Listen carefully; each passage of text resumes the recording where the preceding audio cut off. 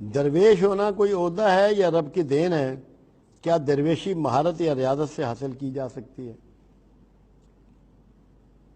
اس کا بہت ہی خوبصورت جواب سراج توسی علیہ رحمہ نے دیا، میں وہی یہاں ریپیٹ کرتا ہوں۔ کچھ لوگ ایسے ہیں جن کو مزدوری پہ لگا دیا جاتا ہے، ان کا معاوضہ 100 روپے روز ہوتا ہے، ہلکا سا معاوضہ ہوتا ہے، کوئی بڑا معاوضہ نہیں ہوتا۔ یہ وہ درویش ہیں جو ریاضت اور عبادت کے ذریعے درویشی پاتے ہیں،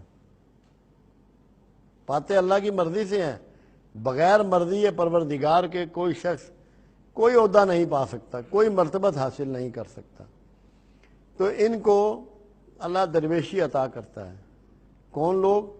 جو کچھ محنت مزدوری کرتے ہیں، ذکر و اذکار، ریاضت، نماز، روزہ، نفلی کام، ان کو بھی درویشی عطا ہوتی ہے۔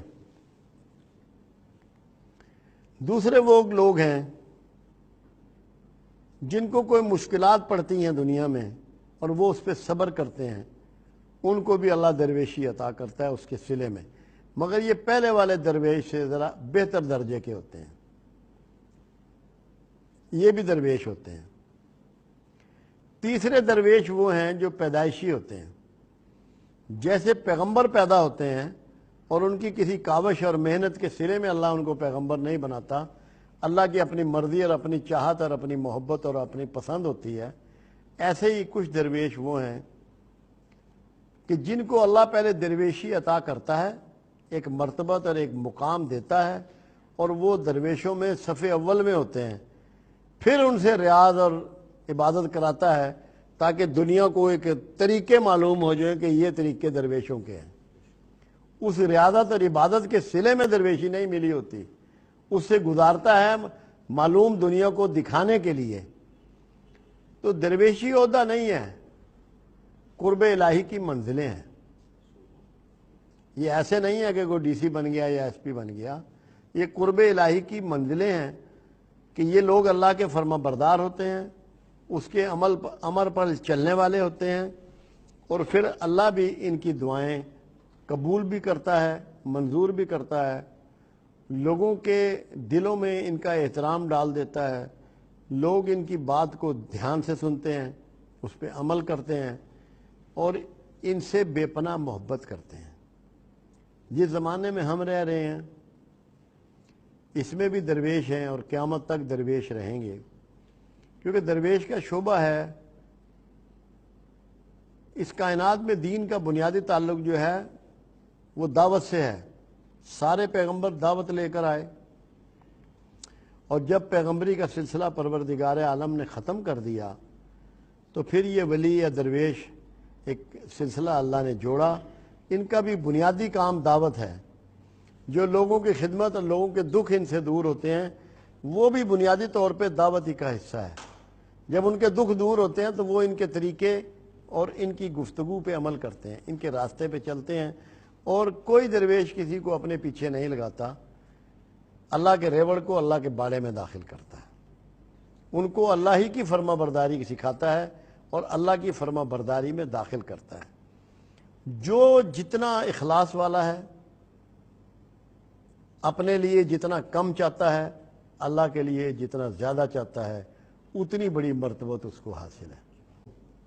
آج تو ہمارے لیے مشکلات ہو گئی ہیں، بقول علامہ اقبال علیہ رحمہ کے،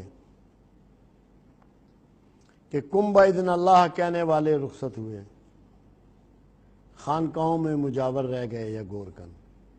یہ علامہ بہت پہلے یہ بات کہہ دی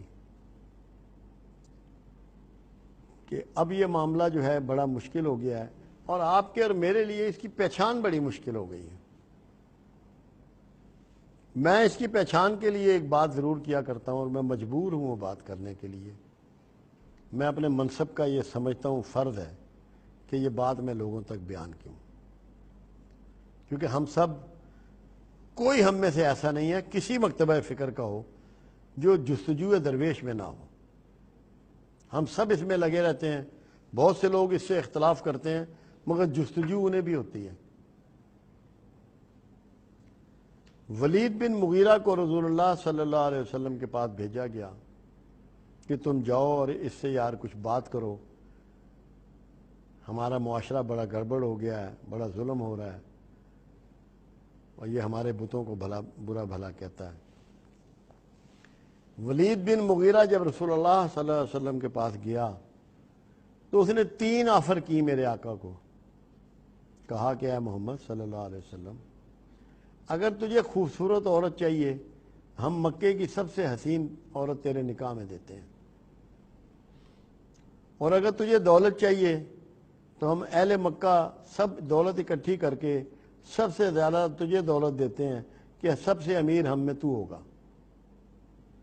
اگر تجھے سرداری چاہیے تو ہم تجھے اپنا سردار بنانے کے لیے تیار ہیں۔ میرے آقا نے، میری سرکار نے تینوں چیزیں ٹھکرا دیں اور فرمایا اگر میرے ہاتھ پر دائیں ہاتھ آگے کیا سورج رکھ دو اور بایاں ہاتھ آگے کیا اور چاند رکھ دو، میں تب بھی اپنے مشن سے باز نہ ہوں گا۔ تو 3 چیزیں ریجیکٹ کر دیں، وومین، منی اینڈ سٹیٹس۔ جو شخص ان تینوں میں سے کہیں بھی پھنسا ہوا ہے، بھلے وہ آسمان پہ بھی اڑ رہا ہو، درویش نہیں ہو سکتا۔ یہ طے شدہ امر ہے۔ جو چیزیں میرے آقا نے ویری فرسٹ ڈے ریجیکٹ کر دیں وہ قیامت تک کے لیے ریجیکٹڈ ہیں۔ جو اس میں پھنسے گا اس کا کوئی تعلق ولایت سے نہیں ہے، اس کا کوئی تعلق درویشی سے نہیں ہے۔ یہ ہمیشہ کے لیے آپ یاد رکھ لو، ورنہ بندہ مخلص اللہ کا رہ ہی نہیں سکتا۔ تو یہ میں ضرور باتیں کرنا چاہتا ہوں تاکہ لوگوں کو پتہ ہو کہ درویشی کھیل نہیں ہے، اپنے آپ پر پہرا دینا ہے، قربانی دینی ہے، سیکریفائس کرنا ہے۔ قربانی کی اہمیت اتنی زیادہ ہے کہ روز اول سے اللہ نے قربانی طلب کی ہے، پیغمبروں سے، ان کی اولادوں سے، ہر ایک سے قربانی مانگی ہے، اور جس نے جس اعلیٰ طریقے سے قربانی پیش کی وہ اتنا ہی اللہ کا مقرب ٹھہرا۔ اور سب سے زیادہ بازی لے گئے اس میں قربانی پیش کرنے میں حسین۔ حسین سے بڑھ کے کوئی قربانی پیش نہیں کر سکا۔ اس کا نتیجہ کیا ہے؟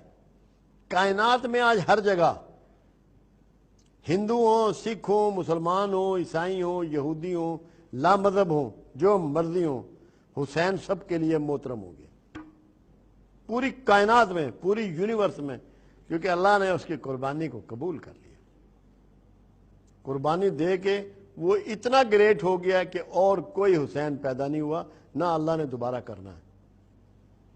تو قربانی یہ درویشوں کا ایک بہت بڑا سسٹم، وتیرہ، انداز، رویہ۔